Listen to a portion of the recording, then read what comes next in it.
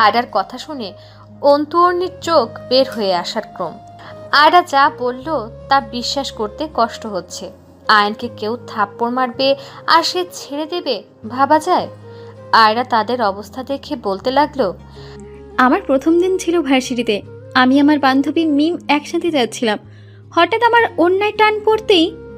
আয়রা আর মিম কথা বলতে বলে ক্লাসে যাচ্ছিল। তখন হঠাৎ আয়রার ওড়নায় টান পড়তেই সে কিছু না ভেবেই পেছনে ঘুরে সামনে থাকা ব্যক্তিকে থাপ্পড় মারে। থাপ্পড়ের শব্দে সবাই তাদের দিকে তাকায় আর ভয় পেয়ে যায়, কেননা আয়রা ভার্সিটির ভিপি আয়ান মির্জাকে থাপ্পড় মারে। আয়ান রেগে আয়রার দিকে তাকালে আয়রা বলল, এটা কি ধরনের অসভ্যতামি? আমার ওড়না ধরে টান দিলেন কেন আপনি? আয়ান রাগে গজগজ করতে করতে বলল, আপনি দেখেছেন আমি ওড়না ধরে টান দিয়েছি? আয়ানের কথাতে আয়রা ভড়কে যায়। ওড়নার দিকে তাকিয়ে দেখে তার ওড়না গাছের সাথে লেগে আছে। আয়রা ভীতু মুখ নিয়ে আয়নের দিকে তাকালে আয়নের রাগী চোখ দেখে ভয় পেয়ে যায়। মিম ততক্ষণ এসব দেখে ভয়ে ভয়ে সেদিকে যায়। সে আয়নকে ভালোভাবে জানে, তাই আয়রা হাত ধরে নিয়ে যেতে যেতে বলল, এটা কি করলি তুই? তুই জানিস উনি কে? আয়রা মাথা নাড়িয়ে না করে, সে আসলে জানে না। মিম মাথায় হাত দিয়ে বলে, ছেলেটা আয়ান মির্জা, ভার্সিটির ভিপি আর আমাদের ডিপার্টমেন্টের 3য় বর্ষের স্টুডেন্ট। তোর কপালে শনি আছে আয়রা বেবি। মিমের কথা শুনে সত্যি আয়রার হাত পা কাঁপতে লাগলো। আয়ান যদি রেগে যায় আর ভার্সিটি থেকে বের করে দেয় তাহলে কি হবে? সে অনেক কষ্টে ভর্তি হয়েছে এখানে, ভাবতেই চোখে জল জমতে থাকে। এদিকে আয়নের রাগে গা ঘিনঘিন করছে, মাথার চুল মুঠো বন্দি করে বলল, মাহফুজ, এই মেয়েটার সব ডিটেইল আমার চাই আজকের মধ্যে। এত বড় সাহস হয় কি করে এই মেয়ের? আমাকে এই আয়ান মির্জাকে থাপ্পড় মারা? ওকে এর শাস্তি পেতেই হবে। ঠিক আছে, আমি কালকের মধ্যে বলছি। তুমি যে কেউ হও না কেন, আমাকে থাপ্পড় মারার শাস্তি তোমাকে পেতেই হবে মিস। কথাটা বলে চলে যায় সেখান থেকে। আর মাহফুজ আর তার দল শুধু শুনল। তারা জানে এই মেয়ের কপালে অনেক কষ্ট আছে। তারা সবাই চলে যায় এক এক করে।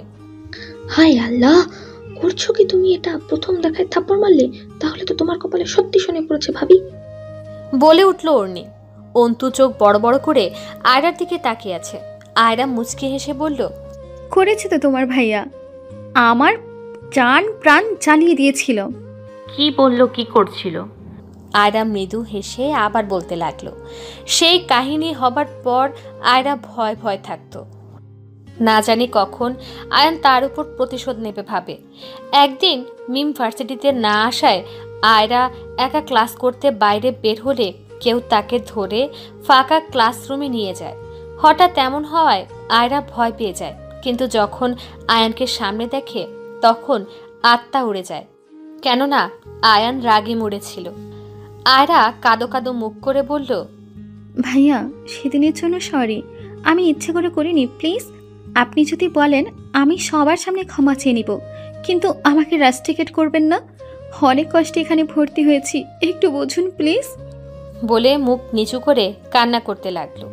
এদিকে আয়রাকে কান্না করতে দেখে হতবাক হয়ে যায়, সাথে অবাক চোখে আয়রার দিকে তাকিয়ে আছে। আয়রার কান্নাকৃত মুখের প্রাণে আয়ান মুগ্ধ নয়নে উপভোগ করছে। তার কাছে আয়রাকে কান্না পড়ে লাগছে। আয়ান আনমনে আয়রার কাছে গিয়ে আয়রার চোখের জল মুছে দিয়ে তার গালে টুপ করে চুমু খায়। এদিকে আয়ানকে কাছে আসতেই আয়রা অস্থির হতে লাগলো, কিন্তু আয়নের করা কাজে সে হতবম্বিত হয়ে যায়। তার শরীর ঠান্ডা জমে বরফের মতো হয়ে যায়। আয়রা মুখ দেখে আয়ান হাসতে লাগলো। সে বলে, তোমাকে আমি বের করব না, কিন্তু ছাড়ব না। আজ থেকে তুমি আমার মনে বন্দী, এখান থেকে ছাড়া পাবে না। আরেকটা কথা, আমার থেকে দূরে যাবার চেষ্টাও করো না, কিন্তু এর ফল ভালো হবে না। বলে আয়রাকে কিছু বলতে না দিয়ে চলে যায়। এদিকে আয়রা আয়ানের কথা শুনে থ মেরে যায়। কি বলে গেল সে আগা মাথায় কিছুই বুঝল না, কিন্তু এটা বুঝতে অসুবিধা হলো না আয়ান তাকে ছাড়বে না। কিছুতেই না। আয়রার কথা শুনে অন্তু আর অর্ণি বিস্ময় হয়ে যায়। অর্ণি নিজের হাতে চিমটি কেটে দেখে সত্যি কিনা। হাতে ব্যথা পেতেই মৃদু চিৎকার করে বলে, ভাবি কি বললো? দ্বিতীয় দেখাতে কেস? ও মাই গড! দিদিয়া আমায় ধর, আমি গেছি। বলে অন্তুর দিকে পড়তে নিলে অন্তু ধরে নেয়। আয়রা আবার বললে, এই ঘটনার পর থেকে ভার্সিটির সবাই তাকে ভাবি ভাবি বলে ডাকতো, কিন্তু আয়রা আয়নের থেকে দূরে দূরে থাকতো। কিন্তু আয়ান আয়রার সব সময় নিজের কাছে কাছে রাখার চেষ্টা করত। আয়রার সব খবর আয়ান নেয়। সে জানতে পারে আয়রার যার কাছে মানুষ হচ্ছে তারা তার আসল মা বাবা না, তারা তার মামা মামি, আর তার আসল মা বাবা মারা গেছে। আয়রার মামি একটা খাটাস মহিলা।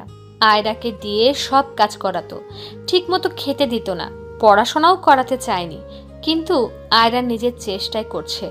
সব শুনে আয়ান আয়রার প্রতি দুর্বল হতে লাগলো। দেখতে দেখতে কয়েক মাস হয়ে যায়। আয়ান আয়রাকে তার মনের কথা বলতে আয়রাকে নিয়ে নিরিবিলি জায়গায় যায়। দেখো, আমি ঘুরিয়ে ফিরিয়ে কথা বলতে পারি না, তাই সোজাসুজি বলছি, আমি তোমাকে ভালোবাসি, অনেক ভালোবাসি।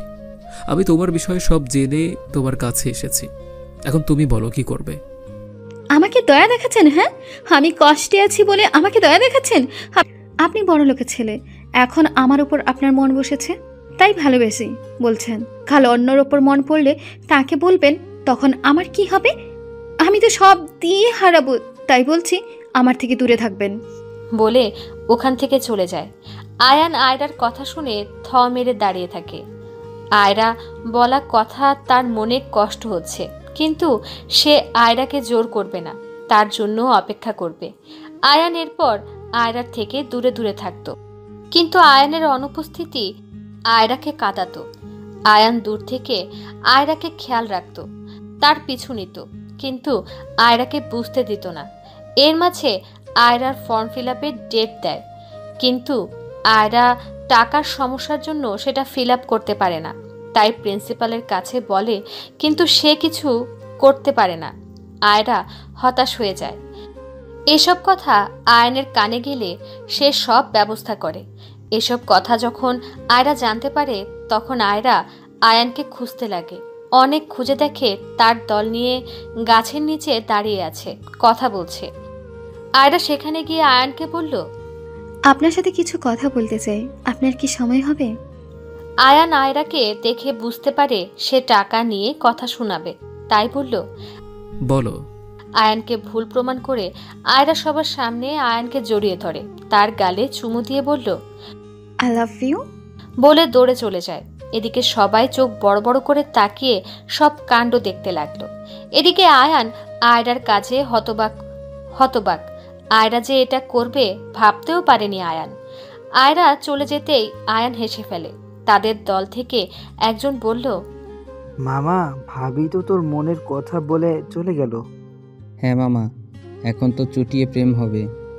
আয়ান সবাইকে ধমক দেয়, তারা সবাই চুপ হয়ে যায়। তারপর শুরু হয় আয়ান আর আয়রার চুটিয়ে প্রেম। দেখতে দেখতে আয়রার ৩য় বর্ষ আর আয়ানের ফাইনাল এক্সাম চলে আসে। হঠাৎ আয়রার মামি তার বিয়ে দিতে চায়। তখন আয়ান কাউকে কিছু না বলে আয়রাকে বিয়ে করে নেয়। আর যে আয়রাকে বিয়ে করতে চায় তাকে মেরে ভয় দেখিয়ে পাগার পার করে। বুঝলে তো তোমার ভাইয়া আমাকে কি কি করে তার জীবনে এনেছে? হ্যাঁ, বুঝতে পেরেছি। আগে কেন সব সময় এত ফোনে ফুসফুস করে কথা বলতো, তাই না দিদিয়া? হ্যাঁ ঠিক, আমার তো একদিন ভাইকে চেপে ধরেছিলাম, কিন্তু সে আমাদেরকে মিথ্যে বলে পালিয়ে যায়। এখন বুঝলাম সেদিন তোমার সাথেই কথা বলছিল। অন্তুর কথা শুনে আয়রা হাসতে লাগলো। হঠাৎ সেখানে আয়নের আগমন হয়। 3টা প্যাকেট নিয়ে এসে বলল, আয়রা, এই নাও তোমার রসমালাই। বলে সামনে তাকাতেই বিস্মিত হয়। অন্তু অর্ণিকে দেখে। এদিকে আয়নের কণ্ঠ শুনে সবাই তার দিকে তাকায়। অন্তু মাথা নিচু করে নেয়। আয়ান মাথা চুলকিয়ে ভেতরে এসে আয়রার দিকে প্যাকেটগুলো এগিয়ে দিল। তার চোখের ইশারায় কি যেন বলল, তা দেখে আয়রা হেসে ফেলে। আয়ান বলল, তুমি রসমালাই খাও, আমি ফ্রেশ হয়ে আসছি। বলে ওয়াশরুমের দিকে গেলে আয়রা জোরে বলল, আয়ান, টাওয়াল আর জামা কাপড় না নিয়ে কোথায় যাও? আমি কিন্তু দিতে পারবো না, নিচে নিয়ে যাও। বলে ঠোঁট চেপে হাসতে লাগলো। প্রতিবার ভুলে যায় সব কিছু নিতে, তখন আয়রাকে দিতে হয়। আয়ান সব কিছু নিয়ে ওয়াশরুমে চলে যায়। এদিকে তাদেরকে দেখে অন্তু অর্নি হাসতে লাগলো। আয়রা রসমলাই বক্স খুলে খেতে লাগলো। তখন অর্নি বলল, ভাবি, ভাই আর তো রসমালাই পছন্দ করে না, সে বাড়িতেও কখনো রসমালাই নিয়ে আসে না। জানি, কিন্তু আমার পছন্দ তাই নিয়ে আসে। ও দাঁড়াও। বলে বাকি প্যাকেট অন্তুকে একটা আর অর্নিকে একটা দিল আর বলল, এসব তোমাদের। অন্তুর কালো জাম আর অন্যের জিলাপি আছে, তোমরা নিলে খুশি হব। তারা প্যাকেট নিয়ে কিছুক্ষণ কথা বলে চলে যায় আর আয়রা খেতে লাগলো। কিছুক্ষণ পর আয়ান মাথা মুছতে মুছতে বেরিয়ে দেখে অন্তু অর্নি নেই। তখন আয়ান বলল, ওরা চলে গেছে। হ্যাঁ। আয়ান টাওয়াল রেখে রুম লক করে এসে আয়রার কোলে মাথা রেখে বেবির সাথে কথা বলতে লাগলো আর মাঝে মাঝে আয়রার পেটে চুমু খেতে লাগলো। আয়রা আয়ানের কাজে হাসতে লাগলো আর আয়ানের মাথায় হাত বোলাতে লাগলো। আয়ান বলল, ওরা কেন এসেছিল? আমার সাথে গল্প করতে। আয়ান আর কিছু বলল না। আর না আয়রা। আয়ান ভালো করে শুয়ে আয়রাকে বুকে নিয়ে শুয়ে থাকে। আয়রা কিছু বলতে চেয়েও বলল না। সে জানে এখন আয়ান ক্লান্ত, তাই চুপ করে থাকে। এক সময় তারা দুজনই ঘুমিয়ে যায়। হ্যাঁ, আমি বুঝেছি তোমার কথা, কিন্তু আমি এখন কি করব বলো? যে ফাইলটা আমার কাছে ছিল সেটা এখন নেই। সে ফাইলটা এখন মির্জাদের হাতে। রোদ ফোনে কারোর সাথে কথা বলতে বলতে সারা ঘর পায়চারি করছে। ওপাশ থেকে কিছু বলে রোদ আবার বলে, আমি জানি ফাইলটা ইম্পর্টেন্ট ছিল। আমি তো বিশ্বাস করে ফাইলটা নিউজ পেপারে ছাপাতে দিয়েছিলাম, কিন্তু হলো তার উল্টা। কিন্তু এত টেনশন করে লাভ নেই, ফাইলটার আরেক কপি আছে সেটা কেউ জানে না। কাল আমাদের সবাইকে মির্জা বাড়িতে দাওয়াত দিয়েছে। আমাদের প্রজেক্টে দ্রুত কাজ হচ্ছে, তাই আদি মির্জা আমাদের তাদের বাড়িতে দাওয়াত দিয়েছে। আনভি ভালো আছে, অন্তুর সাথে মিশে গেছে। আনভি আর অন্তু আনভির প্রতি দুর্বল হয়ে গেছে। দাঁড়াও দিচ্ছে আনভিকে, সে এখনো ঘুমানো বাদে পুতুল খেলছে। বলে আনভির কাছে গিয়ে বলে, আম্মু, মামু ফোন করেছে, কথা বলবে? আনভি চোখে মুখে খুশি নিয়ে ফোন নিয়ে কথা বলল। মামু, এতদিন পর আমার কথা মনে পড়লো বুঝি? আনভি মুখ গোমড়া করে বলল, হ্যাঁ, তোমার শুধু এক কথা, তুমি আমার সাথে দেখা করতে আসো না, শুধু ফোনে কথা বলো। মামু, তোমাকে তো আমার দেখতে ইচ্ছে করে, তাই না? আনভি উচ্ছ্বাস নিয়ে বলল, সত্যি তুমি আসবে? ঠিক আছে, আমি ওয়েট করব, পাপার সাথে কথা বলবো। রোদ ফোন দিয়ে বলল, ঠিক আছে, রাখছি। সাবধানে কাজ করবে, আর পারলে মির্জার কালো ব্যবসা সম্পর্কে যা জানা হয়েছে সব ধরে ধরে সবার সামনে নিয়ে আসো। কালকের জন্য তৈরি থাকলাম, আশা করি কাল কিছু একটা হবে। তুমি কাল ছোট একটা বোম ফেলো, আমি তার চেহারার রং পাল্টাতে দেখতে চাই। বাই। বলে ফোন রেখে দেয়। রোদ তারপর আনভিকে পুতুল খেলতে দেখে হাসলো। মেয়েটা ঘুমানো বাদে এখন পুতুল খেলবে বলে জেদ করছে। মেয়েটা পুরোই মায়ের মতো জেদ পেয়েছে, যখন যা বলবে তখন তাই করবে। রোদ মনে মনে কালকের জন্য ছক কষলো। কাল কিছুটা মির্জার চেহারা রং পাল্টাতে পারলে তার বোনের ক্ষত মিটবে। রোদ আনভির টেন্ট ঘরে এসে আনভিকে কোলে নিয়ে বেডে শুয়ে বলল, আম্মু, এখন খেলে না, অনেক রাত হয়েছে। আর কাল তো ভালো আন্টি বাড়ি যাবে, তাহলে না ঘুমালে কেমনে যাবে? তুমি ঠিক বলেছ পাপা, এই তো আমি ঘুমালাম। বলে চোখ বন্ধ করে নেয়। আনভির কাণ্ড দেখে রোদের ঠোঁটের কোণে হাসি ফুটল। লাইট বন্ধ করে আনভিকে বুকের সাথে লেপ্টে নিয়ে পাড়ি জমায় ঘুমের দেশে। সকাল থেকে নানান আয়োজন চলছে মির্জা বাড়িতে। নানান রকমের খাবারের আয়োজন হয়েছে, হবেই না কেন। দুপুরে চৌধুরী বাড়ির দাওয়াত আছে মির্জা বাড়িতে। আদি রোদকে অনেক রিকোয়েস্ট করে তাদের বাড়িতে আসতে। রোদ আর মানা করতে পারেনি, তাই সে বাধ্য হয়ে হ্যাঁ বলে। সকাল থেকে আজ মির্জা বাড়ির আয়ান বাদে প্রতিটা মানুষ বাড়িতে উপস্থিত আছে, এমনকি নিহিতা মির্জাও। নিহিতা মির্জাকে যখন কেউ নিতে যায়নি এ বাড়ি থেকে, তার বাবার বাড়িতে, তখন তিনি নিজে চলে আসেন এ বাড়িতে। কিন্তু আকাশ মির্জা নিহিতার বাড়িতে আসা নিয়ে কোনো কথা বলেনি, আর না বাকি কেউ বলেছে। আয়ান নিহিতা মির্জার সাথে কথা বলে না। এতে নিহিতা মির্জা কষ্ট পেলেও আয়রাকে সে এখনো এর জন্য দোষ দেয়। দেখতে দেখতে দুপুর হয়ে যায়। রোদ তার পরিবার নিয়ে মির্জা বাড়ির সদর দরজা দাঁড়িয়ে আছে। আনভি তার হাত ধরে দাঁড়িয়ে আছে, পাশে প্রাপ্য মিষ্টি নিয়ে দাঁড়িয়ে আছে। রোদ পুরো মির্জা বাড়ির একবার চোখ বুলিয়ে দেখে নিয়ে তার ঠোঁটে ফুটে উঠল বাঁকা হাসি। তারা সবাই বাড়ির ভেতরে গেলে আদি তাদের স্বাগতম করে, বসতে বলে। তারা সবাই বসলে আদি বলে, আসতে অসুবিধা হয়নি তো? রোদ হালকা হেসে বলল, না। ড্রয়িং রুমে একে একে সবাই আসলে আদি তাদের সাথে পরিচয় করতে বলল। রোদ, ইনি আমার দিদন। রোদ মুচকি হেসে সালাম দিয়ে বলল, কেমন আছো দিদুন? সরি, আমি দিদুন বললাম, আপনি কিছু মনে করবেন না। দিদুন হাসি মুখে বলল, না বাবা, তুমি তো আমার নাতির মতোই, আমাকে দিদুন বলতে পারো, আমি কিছু মনে করব না। আর আমি ভালো আছি, তুমি? রোদ হেসে উত্তর দিল। আদি একে একে সবার সাথে পরিচয় করিয়ে দিয়ে আজাদ মির্জার সাথে পরিচয় করতে নিলে রোদ কিঞ্চিত বাঁকা হেসে কথা বলে, রোদ, আপনাকে খেয়েই বানা চিনে? আপনি তো জনগণের সম্মানিত নেতা। আপনাকে গরিব দুঃখীর কষ্ট ঘুচানোর কথা কে বা না জানে? আপনার মতো সৎ নিষ্ঠাবান নেতা একজনও দেখিনি। রোদের বাঁকা কথা উপস্থিত কেউ বুঝতে পারল না। আজাদ মির্জা হেসে বলল, কি যে বলো বাবা, আমি তো সামান্য জনগণের কর্মচারী। আমার কাজ করি আমি, তারা আমাকে একটু সম্মান করে, তাই যথেষ্ট। তোমার অনেক নাম শুনেছি আমি। অল্প বয়সে এত বড় বিজনেস করছো, এটা কি কম কথা? তা তোমার বাবা এলো না? বাবাই কিছু কাজের জন্য বিদেশে গেছে, কিছু দিনের মধ্যে চলে আসবে। আর এই হলো আমার ভাই প্রাপ্য, কিছুদিন আগে অফিস জয়েন করেছে। আর আদির প্রজেক্ট ওই দেখাশোনা করে। প্রাপ্য তাকে সালাম দেয়। আজাদ মির্জা প্রাপ্যর সাথে কথা বলে, টুকিটাকি সবার সাথে কথা হয়। কিন্তু আনভি এক মনে বসে আছে, তার বোর লাগছে। বড়দের কথার মাঝে সে শুধু ভালো আন্টিকে খুঁজছে, কিন্তু সে তাকে পায়নি, তাই মন খারাপ করে আছে। দিদুন আনভিকে দেখে রোদকে বলল, রোদ, এই মিষ্টি মেয়েটা কে? তার সাথে তো পরিচয় করালে না। দিদুন, ও আনভি আমার মেয়ে। আম্মু, বড় দিদার কাছে যাও।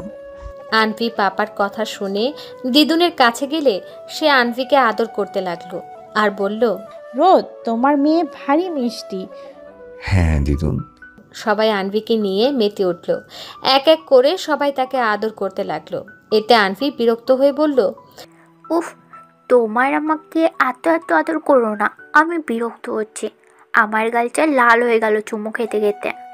বলে তার গালে হাত বুলাতে লাগলো। আনভির কথা শুনে সবাই হাসতে লাগলো। এতটুকু মেয়ে, কি পাকা পাকা কথা। সবাই মুগ্ধ হয়ে আনভির কথা শুনে। অর্নি এসে আনভিকে কোলে নিয়ে বলল, এত পাকা পাকা কথা কোথা থেকে শিখেছো আনভি বেবি? আমাকে বেবি বলবে না, আমি মোটেও বেবি না, আমি যথেষ্ট বড় হয়েছি। মুখ গোমড়া করে রাখলো। আজাদ মির্জা অর্নিকে বলে আনভিকে তার কাছে দিতে। অর্নি আনভিকে তার কাছে দিলে সে আনভিকে কোলে নিয়ে বলল, তা দাদু ভাই, তোমার বুঝি আদর খেতে মন চায় না? খেতে চাইবো না কেন, চাই তো, কিন্তু এত না যে ছোট একটা বাচ্চাকে তোমরা আদর করে করে মেরে ফেলবে। তাই সবাইকে বলে দিচ্ছে তোমাকে যেন আর আদর না করে। এবার একটু হাসো। আনভি তার কথায় হাসতে লাগলো। সবাই আনভিকে দেখে ভাবছে, এতটুকু বাচ্চা এত সহজে সবার সাথে মিশে গেল, আর কি মিষ্টি করে কথা বলে। আদি অর্নিকে অন্তুর কথা জিজ্ঞেস করলে বলে অন্তু আসছে। এদিকে প্রাপ্য অর্নির দিকে মুগ্ধ নয়নে তাকিয়ে আছে। অর্নি প্রাপ্য চাহনি দেখে লজ্জা পায়, ইশারায় তাকাতে মানা করে। প্রাপ্য তাই করে। অন্তু নিচে এসে দেখে আনভি তার আব্বুর কোলে, আর সবাই কথা বলছে। আনভি অন্তুকে দেখে আজাদ মির্জার কাছ থেকে নেমে গিয়ে অন্তুকে জড়িয়ে ধরে। অন্তু আনভিকে কোলে তুলে গালে চুমু দেয়। আনভির কাছে মির্জা বাড়ির সবাই অবাক। অন্তু আনভিকে বলে, আনভি মামুনি কেমন আছো? ভালো। অন্তু, তুমি কি আনভিকে আগে থেকে চেনো? অন্তু আনভিকে নিয়ে এসে বলে, হ্যাঁ চিনি, পারতে দেখেছি। আর আমার আর্ট ক্লাসে আনভির সাথে প্রতিদিন দেখা হয়। ও ভালো। ভালো আন্টি, তোমার রুম দেখবো, এখানে বোর হচ্ছে। অন্তু, অরণি, তোরা ওদেরকে বাড়িটা ঘুরে দেখা, ততক্ষণে খাবার পরিবেশন করতে বলছি। ওকে। রোদ, প্রাপ্য, অন্তুর আর অর্ণির সাথে ওপরে গেল। রোদ অন্তুর পিছে পিছে তার রুমে যায়। এদিক থেকে অর্ণি প্রাপ্য হাত ধরে ছাদে নিয়ে যায়। ছাদে এসে প্রাপ্য অর্ণির কোমর জড়িয়ে তার কাছে এনে বলল, তোমাকে অনেক সুন্দর লাগছে সাদা জামাতে।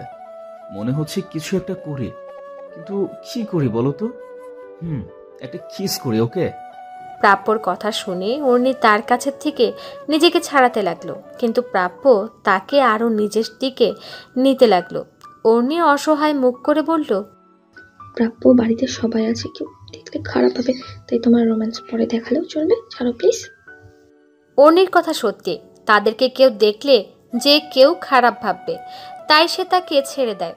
অর্ণি ছাড়া পেলে হাফ ছেড়ে বাঁচে। এই ছেলেকে নিয়ে পারা যায় না, যেখানে সেখানে ভালোবাসা দেখায়। এখন যদি কেউ দেখতো তাহলে বাড়িতে হুড়লোড় বেঁধে যেত। অর্ণি প্রাপ্যকে তাদের বাগান দেখাতে লাগলো। এদিকে রোদ অন্তুর রুমে গিয়ে দেখে অন্তুর রুমে পরিপাটি করে গোছানো, দেয়ালে অন্তুর আঁকা ছবি ঝুলানো, বেড কাভার্ড, ড্রেসিং টেবিল সব সুন্দর করে গোছানো, রুমের হালকা পিঙ্ক রং দেওয়া। রোদের হঠাৎ চোখ যায় অন্তুর পড়ার টেবিলে কিছু রং তুলি ছড়ানো। সেখানে দেখে মনে হচ্ছে অন্তু ছবি আঁকছিল। তার পাশে একটা ছবির ফ্রেম। ছবিটা দেখে ঠোঁটের কোণে তৃপ্তির হাসি ফুটল। ছবিটা অন্তু আর অর্ণবের। রোদ সেখানে থেকে চোখ সরিয়ে অন্তু আর আনভির দিকে তাকায়। তারা কি নিয়ে যেন কথা বলছে আর হাসছে। রোদ সেখানে যায়, গিয়ে বলে, আম্মু হাসছো কেন? পাপা, ভালো আন্টি পচা কথা বলেছে। রোদ বুঝতে না পেরে অন্তুর দিকে তাকায়। অন্তু অপরাধীর মতো মাথা নিচু করে রয়েছে। রোদ অন্তুকে বলে, আপনাকে অনেক ভদ্র মেয়ে মনে করেছিলাম, কিন্তু আপনি আমার মেয়েকে পচা কথা শেখাচ্ছেন। অন্তু মুখটা ছোট করে বলল, মুখ ফসকে বেরিয়ে গেছে, সত্যি আমি কখনো বকি না, হঠাৎ পায়ে ব্যথা পেয়ে বলে ফেলেছি। রোদ চোখ ছোট করে বলল, কি বলেছেন আপনি? অন্তু রোদের দিকে তাকিয়ে মিনমিন করে বলল, বা। অন্তুর কথা শুনে রোদ চোখ বড় বড় করে তাকায়। এদিকে আনভি খিলখিল করে অন্তুর কোলে হাসতে হাসতে গড়াগড়ি খাচ্ছে। রোদ কিছু বলতে যাবে, তার আগে মিনু খালা এসে তাদের বলে, অন্তুমা নিচে আমাজন যেতে বললো তোমাদের। অন্তু যেন এই দম আটকা পরিবেশ থেকে ছাড় পেল। তাকে যেতে বলে রোদকে নিয়ে নিচে যায়। রোদ আর কথা বাড়ায় না। নিচে গিয়ে দেখে সবাই বসে আছে খাবার টেবিলে, শুধু আয়রা নেই। তার খাবার তার রুমে দিয়ে এসেছে। তারা আসলে সবাই খেতে বসে। খাওয়ার মাঝে টুকিটাকি কথা বলছে। অন্তু আনভিকে খাইয়ে দিচ্ছে। রোদ তাদেরকে দেখে একবার আজাদ মির্জার দিকে তাকিয়ে বাঁকা হাসে। ঠিক তখনই আজাদ মির্জার ফোন আসে। সে ধরে যা শোনে তাতে তার মাথায় আকাশ ভেঙে পড়ে। সে কাঁপা কাঁপা গলায় বলে, কখন হয়েছে এটা, আর কারা কারা ধরা পড়েছে? তোমরা কি করেছিলে? স্যার, হঠাৎ করে পুলিশ আসলো, আমরা কিছু বুঝে ওঠার আগেই সব হয়ে গেছে, কিন্তু আমাদের লোক ধরা পড়েনি। আজাদ মির্জা রেগে বলল। কিন্তু কি মানিক? মানিক ভয় ভয় বলল, পুলিশ নিয়ে গেছে মেয়েগুলোকে স্যার। আজাদ মির্জা খাওয়া থেকে উঠে দাঁড়ায়। তাকে এই অবস্থায় দেখে সবাই হতভম্ব। কেউ বুঝল না হঠাৎ আজাদ মির্জার কি হলো। আজাদ মির্জা ভয়ার্ত গলায় বলল, মানে এটা কি করে হলো? স্যার, আপনি টেনশন করবেন না, কোনো কিছু বলবে না, আর এতে আপনার নাম আসবে না। আপনি শুধু পারলে নিজের কাজ কিছু সময়ের জন্য বন্ধ রাখুন। ওকে, ঠিক আছে। এই কাজটা কারা করেছে কিছু জানতে পারলে? স্যার, এটা আয়নের কাজ না। ওকে যেই ডোজ দেওয়া হয়েছে ও এটা করবে না, নতুন কেউ করেছে। সে আমাদের ব্যবসা সম্পর্কে অনেক কিছু জানে, তাই সাবধানে করলাম। ওকে, তুমি ফোন রাখো, আমি পার্টি অফিসে আসছি। বলে ফোন রাখতেই আদি বলল, আব্বু, তোমাকে এমন দেখাচ্ছে কেন? কি হয়েছে? আর কে ফোন করেছিল? আজাদ মির্জা ঘাম মুছে জোরপূর্বক হেসে বলল, কিছু না, আমাকে এক্ষুনি পার্টি অফিসে যেতে হবে, তোমরা খাও। বলে কাউকে কিছু না বলতে দিয়ে তিনি চলে যায়। এদিকে রোদ আজাদ মির্জার হতভম্ব হয়ে যেতে দেখে বাঁকা হেসে খেতে লাগলো। সবাই চিন্তা বাদে খেতে লাগলো। খাওয়া শেষে সবাই ড্রয়িং রুমে বসে কথা বলছে। অন্তু এখনো আনভিকে খাওয়াচ্ছে। মিনু খালা সবাইকে পায়েসের বাটি দিয়ে বলল, এটা আমাদের অন্তুমা বানিয়েছে, আপনাদের ভালো লাগবে। রোদ মুচকি হেসে খেতে লাগলো আর সবার সাথে কথা বলল। হঠাৎ কিছু মনে করে বাটি রেখে দৌড়ে অন্তুর দিকে যেতে লাগলো। হঠাৎ রোদকে এভাবে যেতে দেখে সবাই হতভম্ব। সবাই রোদের দিকে যেতে লাগলো। গিয়ে দেখতে পারে আনভি কেমন যেন করছে। রোদ দৌড়ে আনভির কাছে গিয়ে দেখে আনভি নিঃশ্বাস নিতে পারছে না, কেমন হাঁসফাঁস করছে। আর অন্তু আনভিকে এমন করতে দেখে কান্না করতে লাগলো। আনভিকে দেখে সবাই ব্যস্ত হয়ে যায়। কি হলো এতটুকু সময়ে? মেয়েটা কেমন নেতিয়ে গেছে। রোদ অন্তুকে অসহায় চোখে তার দিকে তাকিয়ে থাকতে দেখে অন্তু কান্না করতে থাকে। রোদ কাঁপা কাঁপা হাতে আনভিকে কোলে তুলে নিয়ে বলতে লাগলো, আম্মু, হ্যাঁ আম্মু, দেখো আমার দিকে তাকাও, চোখ বন্ধ করবে না, নিঃশ্বাস নাও জোরে জোরে। কিন্তু আনভি কথা বলছে না, চোখ বন্ধ করে কেমন ছটফট করছে। তা দেখে অন্তু কান্না করতে করতে বলল, আমি কিছু করিনি, সত্যি শুধু পায়েস খাইয়েছি, বিশ্বাস করো। রোদ অন্তুর কথায় তার দিকে চেয়ে থাকে। অন্তু আনভির অবস্থা দেখে কেমন যেন করছে। অন্তুকে দেখে নর্মাল মনে হচ্ছে না, কেমন হাঁসফাঁস করছে, হাইপার হতে লাগলো। রোদ চোখের ইশারায় অর্ণিকে তার কাছে আসতে বলে অন্তুর খেয়াল রাখতে। অর্ণি এসে অন্তুকে পেছন থেকে ধরতেই অন্তু জোরে জোরে নিঃশ্বাস নিতে নিতে বলল, অরু, সত্যি আমি কিছু করিনি। হঠাৎ করে আনভি নিঃশ্বাস নিতে পারছে না দেখে আমি ভয় পেয়ে যাই। দিদিয়া, কিছু হয়নি, আনভির এখন ভালো হয়ে যাবে, দেখিস। অন্তু ছলছল চোখে অর্ণির দিকে তাকিয়ে বলল, সত্যি? অর্ণি মাথা নাড়িয়ে হ্যাঁ বলল, কিন্তু তাতেও কিছু হলো না। সে কান্না করতেই থাকে। রোদ প্রাপ্যর দিকে তাকিয়ে বলল, প্রাপ্য, জলদি গাড়ি থেকে ওষুধের বক্সের মধ্যে থেকে আনভির অ্যালার্জির ইঞ্জেকশনটা নিয়ে আয়, সময় নেই, যা। হ্যাঁ ভাইয়া। প্রাপ্য দৌড়ে চলে যায় ওষুধ আনতে। রোদ আনভিকে কোলে নিয়ে ড্রয়িং রুমে নিয়ে এসে সোফায় শুইয়ে দিয়ে তার পাশে বসে। অন্তু তার পিছে পিছে এসে আনভির মাথা তার কোলে রাখে। রোদের কথায় এখন সবাই বুঝতে পারে কি হয়েছে। আসলে হ্যাঁ, আনভির অ্যালার্জি অ্যাটাক হয়েছে, তাই এমন করছে। রোদ অন্তুকে আশ্বাস দিয়ে বলে, অন্তু, আনভির কিছু হয়নি, এখন ইঞ্জেকশন দিলে ঠিক হয়ে যাবে, তুমি শান্ত হও প্লিজ। রোদের কথায় অন্তু শান্ত হলো না, বরং কান্না করতে থাকলো। প্রাপ্য ইঞ্জেকশন নিয়ে এসে রোদকে দিলে রোদ দেরি না করে আনভিকে ছোট করে ইঞ্জেকশনটি পুশ করে। তা দেখে অন্তু চোখ মুখ খিচে রাখে। রোদ ইঞ্জেকশন দিয়ে সিরিঞ্জটা টেবিলের উপর রেখে দীর্ঘ নিঃশ্বাস নেয়। কিছু সময় পর আনভি স্বাভাবিক গতিতে নিঃশ্বাস নিলে রোদ স্বস্তির নিঃশ্বাস ফেলে, সাথে সবাই। কিন্তু অন্তু এখনও চোখের জল নিয়ে আনভির দিকে তাকিয়ে আছে।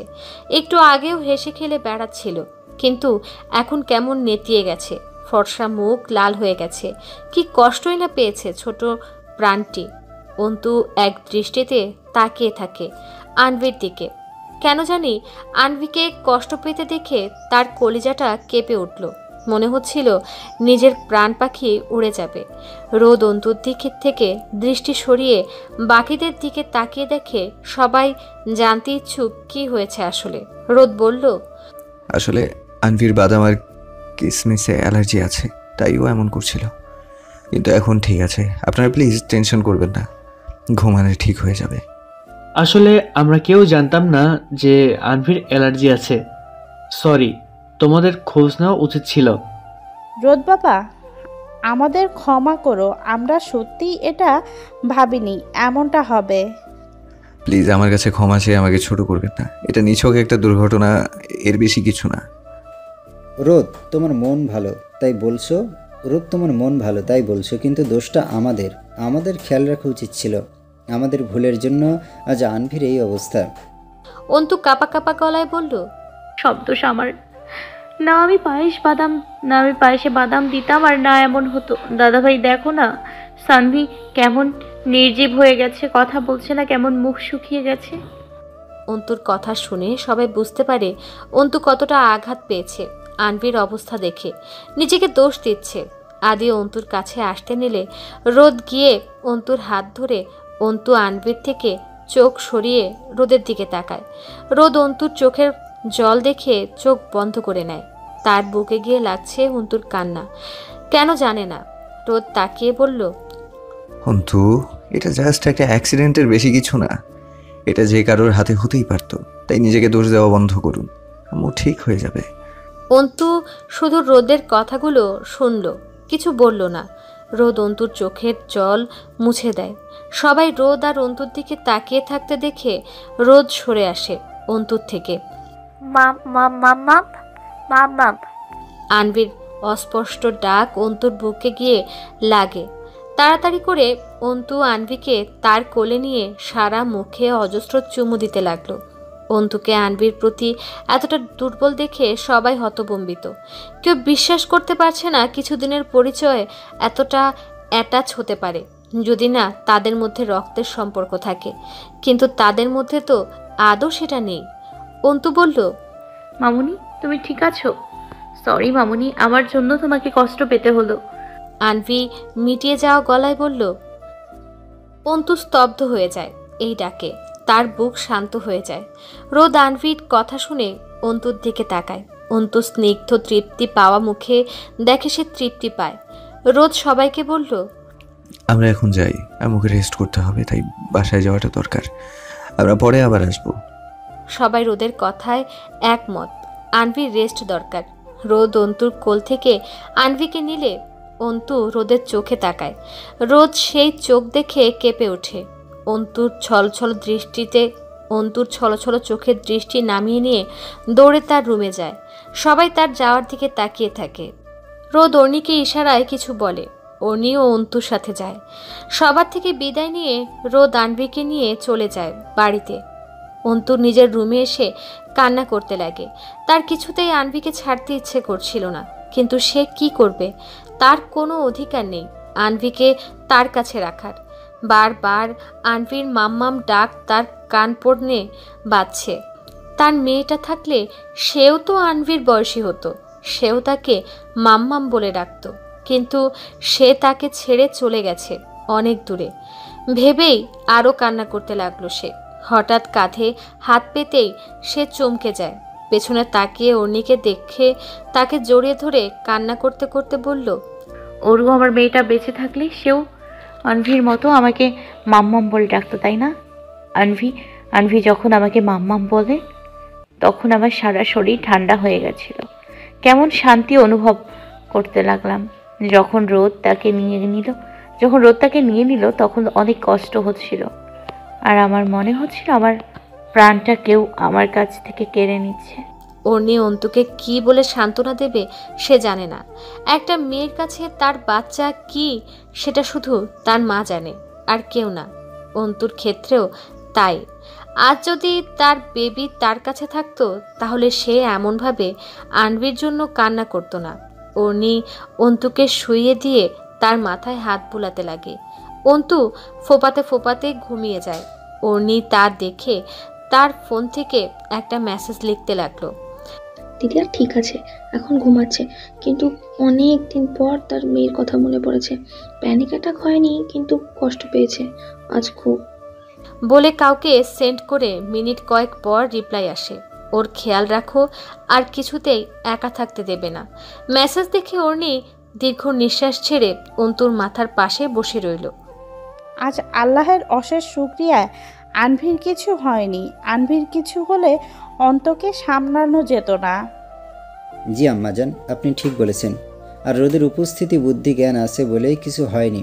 আসলে ছেলেটা হীরের টুকরো, না হলে এতক্ষণ না জানি কি কাণ্ড করতো তার মেয়ের জন্য।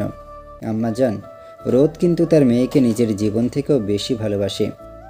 আকাশের কথায় সায় দিয়ে আদি বলে, দিদুন চাচ্চু ঠিক বলেছে, আমিও দেখছি রোদের লাইফে আনভির ভূমিকা কতটা।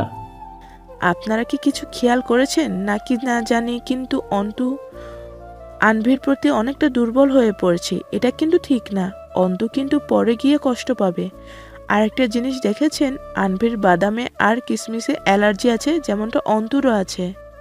নিহিতা মির্জা কথা শুনে সবাই চিন্তায় পড়ে যায়। নিহিতার কথা খারাপ বলেনি, আসলে সবাই খেয়াল করেছে অন্তু আনভির প্রতি একটু বেশি মায়া কাজ করে। এতে অন্তুর অতীতের ক্ষতগুলো তাজা করছে। কেউ আর কিছু বলে না, সবাই যে যার রুমে চলে যায়। হ্যালো আনভি, এখন ঠিক আছে রোদ বলে চুপ করে যায় অন্তু। আসলে মূলত আনভির কি অবস্থা সেটা জানার জন্য অন্তু রোদকে ফোন করে। রোদ অন্তুর কণ্ঠ শুনে বুঝতে পারে অন্তু এখনো কান্না করছে। রোদ বলল, অন্তু, আম্মু এখন ঠিক আছে, প্লিজ আপনি কান্না বন্ধ করুন। অন্তু চোখের জল মুছে বলল, একটাবার কথা বলা যাবে তার সাথে? অন্তু, আম্মু ঘুমাচ্ছে, আপনি কাল বাড়িতে চলে আসুন, আমি গাড়ি পাঠিয়ে দিচ্ছি। না না, আপনার গাড়ি পাঠাতে হবে না, আমি একলাই চলে যাব। ঠিক আছে অন্তু, আপনি ঠিক আছেন তো? অন্তু রোদের কাতর গলা শুনে কেঁপে উঠে সে বলে, আমি ঠিক আছি রোদ, আমাকে নিয়ে আপনার ভাবতে হবে না, আমি রাখছি। অন্তু রোদ ফোন রাখতেই রোদ আনভির দিকে তাকায়। মেয়েটা গুটিসুটি হয়ে ঘুমিয়ে আছে। বাড়ি আসার পর থেকে ঘুমাচ্ছে। একটু আগে কিছু খাইয়ে আবার ঘুম এসেছে, কিন্তু ঘুমের মধ্যে মাম্মামকে খুঁজছে। রোদ আনভিকে দেখে কষ্ট হচ্ছে। মাম্মাম থাকতেও আনভি কষ্ট পাচ্ছে, আর অন্যদিকে তার মাম্মামও তার জন্য কষ্ট পাচ্ছে। কবে যে সব ঠিক হবে তবেই শান্তি। রোদ লাইট অফ করে আনভির কাছে এসে শুয়ে পড়ে। অন্যদিকে অন্তু তার পেটে হাত রেখে বলছে, বেবি আমি পচা, তাই আমাকে রেখে সবাই চলে যায়। প্রথমে তোমার পাপা, তারপর তুমি। আমি কি এতই খারাপ যে কেউ আমার কাছে থাকতে চায় না? তোমাকে নিয়ে অনেক স্বপ্ন দেখেছিলাম, কিন্তু কি হলো, সেই তুমিও চলে গেলে। এত কষ্ট করে তোমাকে নিজের মধ্যে রেখেছিলাম, তোমার কি একটু মায়া হলো না? মাম্মামের ওপর যে তোমার মাম্মাম কি করে থাকবে তোমাকে ছাড়া? তুমি না বুঝে আমাকে একা করে চলে গেলে, তুমি না বুঝে আমাকে একা ফেলে চলে গেলে। তোমরা বাপ বেটি এক ধরনের, আমাকে একা ফেলে চলে যাও, কিন্তু আমাকে তোমাদের সাথে নিয়ে যাও না, তোমাদের সাথে আরই বলে হু হু করে কান্না করতে লাগলো। অন্যি দরজার পেছন থেকে ততক্ষণে অন্তু সব কথা শুনল। তার চোখে পানি, আর দিদিয়াকে কষ্ট পেতে দেখে তার ভেতরটা জ্বলছে। একবার দৌড়ে গিয়ে সব সত্যি বলতে ইচ্ছে করছে, এতে যদি তার দিদিয়ার কষ্ট কমে। কিন্তু পরক্ষণে তার দিদিয়ার উপর অন্যায় সব মনে পড়তেই নিজেকে গুটিয়ে নেয়। আর তো কিছু দিনের ব্যাপার, তারপরেই তার দিদিয়া সারা জীবনের মতো খুশি থাকবে। অর্ণি চলে যায় সেখান থেকে। অন্তু চোখ মুছে বিছানায় শুয়ে পড়ে। তার শুধু আনভির মুখ মনে পড়ছে। অন্তু চোখ বন্ধ করে থাকে। সকাল সকাল অমরণ ভেঙে ঘুম থেকে জেগে উঠল আনভি। চোখ খুলতেই অন্তুর হাত মাখা মুখ দেখে আনভি অবাক হলো, সাথে চোখ ছোট ছোট করে বলল, ভালো আন্টি, তুমি সত্যি এসেছো? অন্তু মুচকি হেসে আনভিকে কোলে নিয়ে তার কপালে ভালোবাসার স্পর্শ দিয়ে বলল, হ্যাঁ আমি সত্যি এসেছি। আনভি খুশিতে আত্মহারা হয়ে অন্তুর সারা মুখে হাত বোলাতে লাগলো। অন্তু আনভির কর্মকাণ্ডগুলো দেখছে। আনভি হাত থামিয়ে বলল, ভালো আন্টি, তুমি আমাকে দেখতে এসেছো, তাহলে তো একটু পর চলে যাবে, তাই না? বলে মন খারাপ করে ফেলল। অন্তু আনভির মন খারাপ করতে দেখে বলল, কে বলেছে আমি এক্ষুনি চলে যাব? আমি তো আবার আনভি মামুনির সাথে সময় কাটাবো, অনেক সময়। বলে আনভিকে কাতুকুতু দিতে লাগলো। আনভি খিলখিল করে হেসে বলল, সত্যি? হ্যাঁ। অন্তুর মন শক্ত হচ্ছিল না, কেন জানি আনভিকে নিয়ে তার টেনশন হচ্ছিল। তাই সকাল সকাল সে চৌধুরী বাড়িতে এসে দিদুনকে বলে আনভি আর অন্তু খুনসুটি করছে। ঠিক তখনই রোদ চলে আসে। এসে তাদেরকে হাসি খুশি দেখে তার ঠোঁটের কোণে তৃপ্তির হাসি ফুটে। কাল থেকে টেনশন হচ্ছিল খুব অন্তুকে আর আনভিকে নিয়ে। অন্তু নিজেকে দোষ দিচ্ছিল। আনভি অসুস্থ হবার জন্য এখন ভালো লাগছে অন্তুর হাসি খুশি দেখে। রোদকে দেখে আনভি বলল, পাপা, ভালো আন্টি আজ আমার সাথে থাকবে বলেছে। আনভির কথা শুনে অন্তু রোদের দিকে তাকালে তাদের চোখাচোখি হয়। অন্তু তাড়াতাড়ি চোখ নামিয়ে নেয়। রোদ মুচকি হেসে বলল, হ্যাঁ আম্মু জানি, এখন তুমি ফ্রেশ হয়ে নিচে চলো, মালা আন্টি তোমার জন্য খিচুড়ি রান্না করবে, তাই তোমাকে খেতে হবে, চলো। খিচুড়ির কথা শুনে আনভি মুখ কুঁচকে ফেলে। তা দেখে অন্তু হাসতে লাগলো। রোদ মুগ্ধ নয়নে অন্তুর দিকে তাকিয়ে থাকলো কিছুক্ষণ। রোদ অন্তুর থেকে চোখ সরিয়ে আনভির দিকে তাকিয়ে বলল, আম্মু মুখ কুচকে ফেলে হবে না, খেতে হবে, চলো। আমি মালাঞ্চ খিচুড়ি খাবো না। কেন আম্মু? ভালো হয় না তার খিচুড়ি। রোদ হতাশ হলো। ততক্ষণ অন্তু বাবা মেয়ের কথা শুনলো আর মনে মনে হাসলো। অন্তু এবার আনভিকে বলল, আনভি মামুনি, আমি খিচুড়ি রান্না করলে খাবে তো তুমি? অন্তুর কথা শুনে আনভি যেন আকাশে চাঁদ পেল। সে মাথা নাড়িয়ে হ্যাঁ বলে, সে খাবে। রোদ কিছু বলতে যাবে তার আগে অন্তু আনভিকে ফ্রেশ করাতে নিয়ে যায়। রোদ জানে অন্তু যখন বলেছে সে রান্না করবে তাহলে করবেই। রোদ নিচে চলে যায়। রোদ আজ অফিসে যায়নি। বাড়িতে তার বাবাই নেই, তাই আনভিকে একা রেখে যেতে পারবে না। তাই প্রাপ্যকে অফিসে পাঠিয়ে সে বাড়িতে আছে। এদিকে অন্তু আনভিকে ফ্রেশ করিয়ে নিচে গিয়ে দেখে রোদ ল্যাপটপ নিয়ে কাজ করছে। তাই সে কিচেনে গিয়ে আনভিকে একটা চেয়ারে বসিয়ে বলল, মামুনি, তুমি খিচুড়ির সাথে কি খাবে বলো? আনভি কিছুক্ষণ ভেবে বলল, ডিম ভাজি। অন্তু হেসে এক চুলায় আনভির জন্য খিচুড়ি দিল, অন্যটাতে রোদের জন্য রুটি বানাতে। তাই সে রুটি বানানোর প্রস্তুতি করতে লাগলো আর আনভির সাথে গল্প করতে লাগলো। রোদ খেয়াল করে কিচেন থেকে আনভি অন্তুর হাসির শব্দ আসছে। সে একবার কিচেনের দিকে তাকিয়ে আর নিজের কাজে মন দিল। 1 ঘন্টা পর অন্তু খাবার টেবিলে নিয়ে এসে রোদকে ডাকে। রোদ গিয়ে দেখে অন্তু খিচুড়ির বাদেও তার খাবার জন্য রুটি ডিম ভাজি করেছে। রোদ তা দেখে অন্তুকে বলে, অন্তু, এত কিছু আপনি নিজে করতে গেলেন কেন? কাউকে বললে সে করে দিত। আনভির জন্য রান্না করছিলাম, তাই আপনার জন্য কিনে দিলাম। রোদ অন্তুর কথা শুনে মুচকি হেসে খেতে বসে। তার প্লেটে রুটি ডিম ভাজি নিয়ে খেতে লাগলো আর অন্তুর দিকে চোরা চোখে তাকাতে লাগলো। অন্তু এক মনে আনভিকে খাওয়াচ্ছে আর আনভি লক্ষ্মী মেয়ের মতো খাচ্ছে। রোদ তৃপ্তি নিয়ে খেয়ে উঠে যায় আর অন্তুকে খেতে বলে। অন্তু রোদের কথা শুনে হালকা হেসে খেয়ে আনভিকে নিয়ে রোদের রুমে চলে যায়।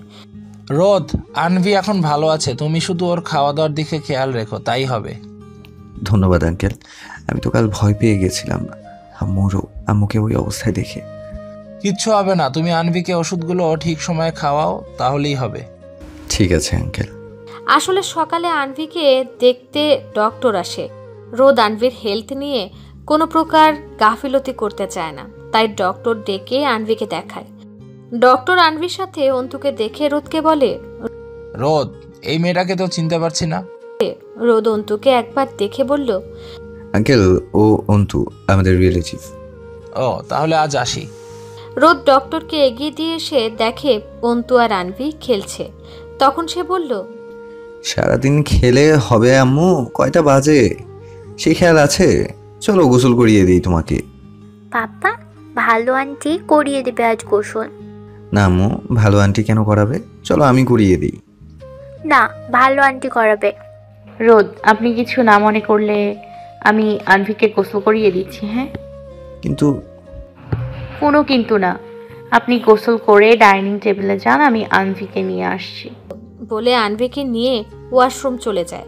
রোদ নিজের জামা কাপড় নিয়ে অন্য রুমে চলে যায়। অন্তু আনভিকে গোসল করিয়ে ড্রেস চেঞ্জ করিয়ে দুপুরে খাবার খাইয়ে তাকে নিয়ে শুয়ে গল্প করতে লাগলো। আনভি অন্তুর গাল টিপতে টিপতে বলল, ভালো আন্টি, তোমার গাল কত নরম। আমার গালের থেকেও তোমার গাল আরো নরম। বলে আনভির গাল টিপতে লাগলো। আনভি গোমরা মুখে বলল, কাল তোমার বাড়িতে সবাই আমার গাল টিপেছে, আমার একটুও ভালো লাগেনি। ওকে, সবাইকে বলবো আমার আনভি মামুনি যেন গাল না টানে। অন্তু আনভিকে তার বুকে নিয়ে আবার গল্প করতে লাগলো।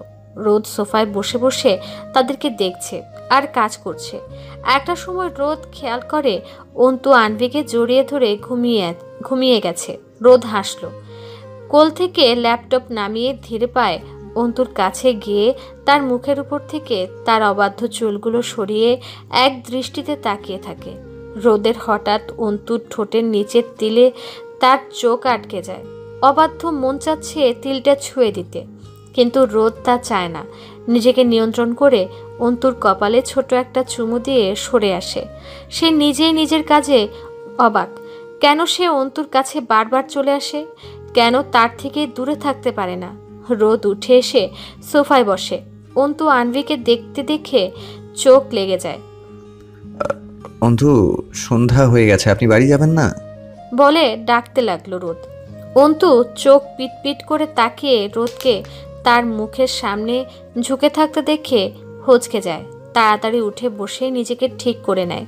রোদ আবার বলে, ফাইনালি আপনি উঠলেন। কখন থেকে ডাকছি আপনাকে, কিন্তু আপনি উঠছেনই না। সন্ধ্যা হয়ে গেছে, বাড়ি যাবেন না আপনি? রোদের কথা শুনে অন্তু বাইরে তাকিয়ে দেখে সত্যি অন্ধকার হয়ে গেছে। সে কি করে এতক্ষণ ঘুমিয়েছিল। নিজের পাশে তাকালে আনভিকে না দেখতে পেয়ে সে রোদকে জিজ্ঞেস করে, আনভি কোথায়? আনভি অনেকক্ষণ হলো ঘুম থেকে উঠেছে, এখন প্রাপ্যর সাথে খেলছে নিচে। আপনি ফ্রেশ হয়ে আসুন, আমি নিচে যাচ্ছি। বলে রোদ নিচে যায়। অন্তুও ফ্রেশ হয়ে নিচে যায়। আনভির থেকে বিদায় নিয়ে রোদের সাথে তার বাড়ির উদ্দেশ্যে যায়। আনভি কিছুতেই অন্তুকে আসতে দিতে চায়নি। অনেক বুঝিয়ে সে এসেছে। মির্জা বাড়ির গেটের সামনে রোদ তার গাড়ি থামায়। অন্তু গাড়ি থেকে নামতে যাবে, তখন রোদ তার হাত ধরে। এতে অন্তু ভ্রু কুঁচকে রোদের দিকে তাকায়। রোদ তার হাত ছাড়িয়ে বলল, অন্তু, কিছু না মনে করলে একটা কথা বলতে পারি? হ্যাঁ বলুন। আনভির সাথে আপনি যদি একটু টাইম স্পেন্ড করতেন তাহলে ভালো হতো, যদি আপনি মনে করেন। ঠিক আছে, এখন আসি। বলে চলে যায়। রোদও তার গাড়ি নিয়ে চলে যায়। অন্তু বাড়ির ভেতরে ঢুকতেই নিহিতা মির্জা বলে, অন্তু, এখন কোথায় থেকে এলে? সকাল থেকে তোমাকে বাড়িতে দেখলাম না, কোথায় গিয়েছিলে? চাচি আনভিকে দেখতে গিয়েছিলাম, সেখানে থেকে আসলাম। কাউকে কিছু না বলে তুমি রোদের বাড়ি গিয়েছিলে, তাও আবার সারাদিন ওখানেই ছিলে তুমি? আমি দিদুনকে বলে গিয়েছিলাম, আর আনভি আসতে দিতে চাচ্ছিল না, তাই দেরি হয়ে গেছে। ঠিক আছে, রুমে যাও। অন্তু আর কথা না বাড়িয়ে নিজের রুমে চলে যায়। এদিকে নিহিতা মির্জা অন্তু যাওয়ার দিকে তাকিয়ে আছে। কেন জানি তার কাছে অন্তুকে দেখে ভালো লাগছে না, আর আনভির সাথে এত মেলামেশা তার ভালো লাগছে না। নিহিতা তার কাজ করতে লাগলো। ওপর থেকে আয়ান সব দেখে বাঁকা হেসে কাউকে ফোন করে বলল, তো সারাটা দিন ভালোই এনজয় করলে বুঝি? বলে ফোন রেখে তার রুমে চলে যায়। ঠিক আছে, আমি আমার চরকায় তেল দিচ্ছি, তুমি তোমারটাই দাও। কিছু মানুষ তার মনের কথা বলতে সময় নেয়, কিন্তু সময়ের অপেক্ষা করতে করতে খারাপ সময় তাড়াতাড়ি চলে আসে। ঠিক যেমনটা সবার এদের জীবনে আসতে চলেছে। অতীতের কিছু কুৎসিত মানুষ যদি সামনে আসে তখন কি হয় তা দেখার পালা। সময় যেন দ্রুত চলে যায়। দেখতে দেখতে একটা মাসের কাছাকাছি চলে এসেছে। সেদিনের রোদের কথা অন্তু রেখেছে। সে আনভির সাথে সময় বেশি কাটায়, এটা অন্তুর বাড়ির কেউ জানে না। এমনকি অন্তু জানায়নি। সবাইকে জানে সে আর্ট ক্লাসে যায়, কিন্তু অন্তু আনভির কাছে যায়। এদিকে আদিবাকে নানাভাবে ডিস্টার্ব করে, কিন্তু আদিবা চুপচাপ সব সহ্য করে নেয়। আদিবা আস্তে আস্তে আবার আদির প্রতি দুর্বল হতে লাগে। সেটা আদি বুঝতে পেরে তাকে আরও বেশি করে জ্বালায়। এদিকে অর্ণি আর প্রাপ্য ভালো সময় কাটাচ্ছে, লুকোচুরি প্রেম এনজয় করছে। সবাই সবার লাইফে হ্যাপি আছে, কিন্তু কিছু মানুষের পাপের সাম্রাজ্য ধ্বংস হচ্ছে। পাপ কখনো তার বাপকে ছাড়ে না, ঠিক তেমন তার পাপের ঘড়া পূর্ণ হলে তার শাস্তি পেতেই হয়, সেটা সে পাচ্ছে। আজাদ মির্জা তার পার্টি অফিসে বসে মাথায় হাত দিয়ে বসে আছে। তাকে চিন্তিত দেখাচ্ছে। দেখাবে না কেন? কে বা কারা তার সব ব্যবসা একে একে ধ্বংস করতে উঠে পড়ে লেগেছে। এতে তার অনেক লোকসানের সম্মুখীন হতে হচ্ছে। সামনে তার পার্টি ইলেকশনে দাঁড়াবে, তার জন্য ফান্ড লাগবে। কি করে এত টাকা জোগাড় করবে ভেবেই হতাশ হচ্ছে। হঠাৎ কারো ডাকে সে মাথা তুলে তাকাতেই সে সামনের মানুষটিকে তাকিয়ে ভ্রু কুঁচকায়। আশিক বিশ্রী হাসি দিয়ে রুমে এসে চেয়ারে বসলে আজাদ মির্জা বলে, তুমি এখানে কি কারণে? আপনার অবস্থা সম্পর্কে আমি অবগত, তাই একটা ডিল নিয়ে এসেছি। যদি আপনি রাজি থাকেন তাহলে বলতে পারি। আজাদ মির্জা আশিকের কথা শুনে ভ্রু কুঁচকে সরু চোখে তাকিয়ে বলল, কি ডিল? আশিক পৈচাসিক হেসে বলতে লাগলো তার ডিলের কথা। আজাদ মির্জা সব শুনে চিন্তায় পড়ে যায়। কি করবে ভাবতে পারছে না, কিন্তু সব চিন্তা ফেলে সে আশিকের সাথে হাত মেলায়। আশিক শয়তানি হাসি দেয়। সে জানতো তার ডিলটা আজাদ মির্জা ঠিক মানবে। সে এখন সঠিক সময়ের অপেক্ষাতে আছে। অতীতে তার সাথে যা কিছু হয়েছে তার প্রতিশোধ নেবার সময় এসে গেছে। আম্মু, আমি কিছুতেই বিয়ে করবো না। তুমি বড় আপুকে বলে দাও আমি কিছুতেই ওই আশিক ফাশিকের সাথে বিয়ে করবো না। তুমি জানো না ওই আশিকের জন্য তোমার জীবনটা নষ্ট হয়েছে? তাহলে বড় আপু কি করে পারলো আমার সাথে ওই শয়তানটার বিয়ের কথা বলতে? বলে কান্না করতে লাগলো। মেয়ের কান্না দেখে নিহিতা মির্জার অসহায় মুখ হয়ে যায়। সেও চায় না এটা করতে, কিন্তু তার করার কিচ্ছু নেই। নিজের ছেলের ভবিষ্যৎ গুছাতে তার মেয়ের জীবন নষ্ট করতে হচ্ছে। সেদিন আশিক আজাদ মির্জাকে অর্নির সাথে বিয়ের ডিল করে, তাই আজাদ মির্জা নিহিতা মির্জাকে আয়ানের ভবিষ্যতে লোভ দেখিয়ে আশিকের সাথে বিয়েতে রাজি করায়। নিহিতা মির্জা বলে, অরু, আশিক চলে এসেছে, তুমি তাড়াতাড়ি রেডি হয়ে নিচে আসো। আমি নিচে গেলাম। অর্নি তার মার দিকে ঘেন্নার দৃষ্টি নিক্ষেপ করলো। সে নিজের মাকে ঘৃণা লাগছে তার কাছে। কেমন মাসে তার মেয়ে জীবন নষ্ট হবে জেনেও কিছু করছে না। নিহিতা চলে গেলে অর্নি আয়রার দিকে অসহায় দৃষ্টিতে তাকায়। আয়রা এতক্ষণ দাঁড়িয়ে সব শুনল। তার কিছু করার নেই, তার কথা কেউ মানবে না। অর্নি আয়রাকে বলে, ভাবি কিছু করো, আমি ওই জানোয়ারটাকে কিছুতেই বিয়ে করবো না। বলে কান্না করতে লাগলো। আয়রা তার কাছে গিয়ে বলল, তোমার যা করার করো, কিন্তু এর থেকে আমাকে বাঁচাও। আজ দিদিয়াও সকাল সকাল অর্ণব ভাইয়ার ফ্ল্যাটে চলে গেল। তার অরুর দরকার সেটা বুঝলো না সে। আয়রা সান্ত্বনা দেবার মতো ভাষা নেই। সে আয়ানকে ফোন করলো, কিন্তু ফোন ধরছে না। আজ সকালে আদির সাথে কোথায় যে আয়ান গেছে কে জানে। আয়রা তার পেটে একটু একটু ব্যথা অনুভব করছে, কিন্তু সে ব্যথাকে উপেক্ষা করে সে আবার আয়ানকে ফোন করলো, কিন্তু না, সে ফোন তুলছে না। সে হতাশ হলো। একবার অর্নির দিকে তাকায়, কেন ছটফট করছে আর কার সাথে যেন কথা বলছে কান্না করতে করতে। রোদ ভাইয়া, প্লিজ তাড়াতাড়ি কিছু একটা করো, না হলে আমি ওরুকে সত্যি আজ হারিয়ে ফেলবো। বলে হতভম্ব হয়ে রোদের ক্যাবিনে আসলো প্রাপ্য। রোদ প্রাপ্যর কথা শুনে তার দিকে তাকিয়ে দেখে প্রাপ্য কেমন হাঁসফাঁস করছে আর চিন্তিত দেখাচ্ছে। বোঝা যাচ্ছে কিছু একটা হয়েছে। রোদ এটা বুঝতে পারছে না অর্নির আবার কি হলো। রোদ বলল, কি হয়েছে? এমন করছিস কেন তুই? আর অরুর কি হয়েছে? রোদ গম্ভীর হয়ে বলল, কে? আশিক রেজা। আশিক রেজার নাম শুনে রোদের চোখ ভয়ঙ্কর লাল হতে লাগলো। রাগে গজগজ করতে লাগলো। রোদ হাতের মুঠো বন্দি করে নিজের রাগ কন্ট্রোল করার চেষ্টা করতে লাগলো, কিন্তু সে ব্যর্থ। আজ তার ধৈর্যের বাঁধ ভেঙে গেছে। প্রাপ্য রোদকে দেখে ভয় পায়, কিন্তু সে জানে তার ভাই কোনো অনাথ করবে না। রোদ প্রাপ্যর দিকে তাকিয়ে বলল, চল আমার সাথে, আজ একটা হেস্তনাস্ত করেই ছাড়বো। বলে প্রাপ্যকে নিয়ে বেরিয়ে যায় মির্জা বাড়ির দিকে। আজ কিছু একটা ঘটবে যা সবার জীবনকে বদলে দেবে। কারোর জীবনের থেকে আজ অনেক বড় সত্যি আড়াল থেকে বের হবে, আবার কেউ তার পাপের শাস্তি পাবে। ড্রয়িং রুমে পরিবেশ বেশ গরম। দিদুন রেগে বসে আছে সোফাতে। তার আশিককে দেখে মেজাজ পুরোই আগুন লেগে গেছে। তার থেকেও তার ছেলের উপর রাগ চলছে বেশি। তার ছেলের কাজে সে ক্ষিপ্ত। আজ সে এটার একটা হ্যান্তা করেই ছাড়বে। আগে আশিক চলে যাক। আয়রা দাঁড়িয়ে আছে, তার পেছনে অর্নি শাড়ি পরে দাঁড়িয়ে আছে। সে কিছুতে আসতে চায় না, কিন্তু তার মা জোর করে নিয়ে এসেছে। তার মায়ের জন্য সুপ্ত কঠিন দেয়াল তৈরি হতে লাগলো। আশিক শয়তানি হাসি দিয়ে অর্নিকে দেখতে লাগলো। এদিকে অর্নির গা ঘিনঘিন করছে আশিকের দৃষ্টি দেখে। আশিক লোভী দৃষ্টিতে তাকিয়ে আছে অর্নির দিকে। তার এখনো মনে আছে কিছুদিন আগে অর্নিকে দেখে তার পুরুষত্ব জেগে ওঠে। তার সাথে প্রতিশোধের নেশা, তাই তো আজাদ মির্জাকে ডিল অফার করে। আশিক বিশ্রী হেসে বলল, আঙ্কেল, আমি যত তাড়াতাড়ি পারি অর্নিকে বিয়ে করতে চাই। বলে খারাপ দৃষ্টিতে অর্নির দিকে তাকায়। অর্নির চোখ থেকে জল পড়ছে। আজাদ মির্জা বলল, ঠিক আছে, তুমি বলো কবে বিয়ে করবে? আশিক কিছু বলতে যাবে তার আগে অন্তু এসে বলল, এখানে কি হচ্ছে? অন্তুর কথা শুনে সবাই তার দিকে তাকায়। অন্তু অর্নির দিকে তাকিয়ে তার বুক কেঁপে যায়। অর্নির চোখ মুখ অসম্ভব লাল হয়ে আছে কান্নার ফলে।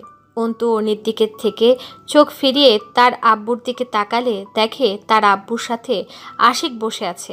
এক নিমেষেই বুঝতে পারে এখানে কি হয়েছে। আশিককে দেখে তার আগের কথা মনে পড়তেই রাগ মাথায় উঠে যায়। অন্তু দাঁতের দাঁত চেপে বলতে লাগলো, দিদুন এখানে কি হচ্ছে? আর ওরু কান্না করছে কেন? আর এই জানোয়ারটা এখানে কেন? জানোয়ারের কথাটা আশিকের ইগোতে লাগে। আশিক তারপরও কিছু বলে না, অন্তুকে চোখ দিয়ে গিলতে লাগলো। আশিকের তাকানোতে অন্তু যেন রাগে ঘেন্নায় বাড়িয়ে দিচ্ছে।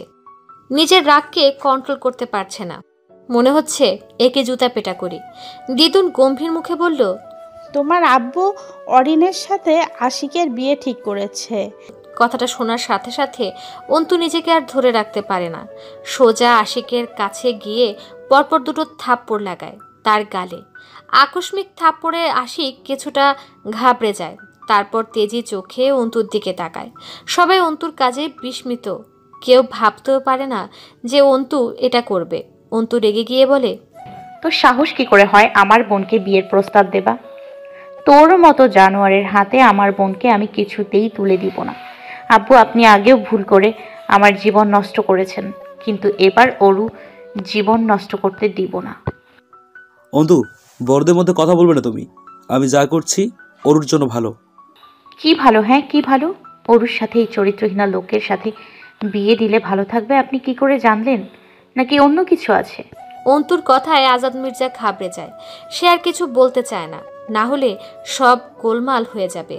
আজাদ মির্জা চুপ হতেই অন্তুর তাচ্ছিলের হাসি দেয়। এদিকে আশিক রাগ হচ্ছে আজাদ মির্জার উপর, তিনি কিছু না বলে চুপ হয়ে গেছেন কেন। ঠিক সেই সময় রোদ আর প্রাপ্য আসে। অর্ণি প্রাপ্যকে দেখে কান্নারত চোখে চেয়ে থাকে। প্রাপ্য অসহায় মুখে চায় তার দিকে, পরে আশ্বাস দেয় সব ঠিক হবে। সে যেন না ভেঙে পড়ে। অর্ণি চোখ মুছে নিল। রোদ রেগে আশিকের দিকে যেতে নিলে প্রাপ্য তাকে থামায়। রোদ প্রাপ্যর দিকে তাকালে ইশারায় কিছু বলে। সে সামনে তাকিয়ে দেখে অন্তু রাগে কাঁপছে, তার চোখের কোণে জল। রোদ জানে অন্তুর এখন কি অবস্থাতে আছে। রোদের চোখের কোণে জল জমতে থাকে। অন্তু আশিকের সম্মুখী হয়ে বলে, তোমার চরিত্র কেমন সেটা আমার থেকে বেশি কেউ জানে না। যে ছেলে প্রথম দেখতে আসা একটা মেয়ের ইচ্ছের বিরুদ্ধে গিয়ে তাকে তার শরীরে স্পর্শ করে সে কতটা ভালো আমি জানি। অন্তুর কথা শুনে রোদের চোখ থেকে এক ফোঁটা অশ্রু গড়িয়ে পড়ে। সে নিজেকে ধরে রাখতে পারছে না। প্রাপ্য রোদের অবস্থা দেখে তার হাত ধরে থাকে। সবাই অন্তুর কথায় হতভম্ব। অন্তু কি বলল তারা বুঝতে পারছে। আশিক রেগে গিয়ে বলে, তোমার মতো মেয়ে দেখা আছে আমার সাথে বিয়ে ঠিক হওয়া সত্ত্বেও তুমি অন্য কারো অবৈধ বাচ্চা পেটে নিয়ে ঘুরছো? আশিকের কথা শুনে রোদের চোখ দিয়ে যেন লাভা বের হচ্ছে।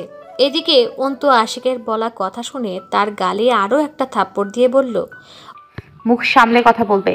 আমার বাচ্চাকে নিয়ে তোমার নোংরা মুখে থেকে আর একটা কথাও যেন না শুনি।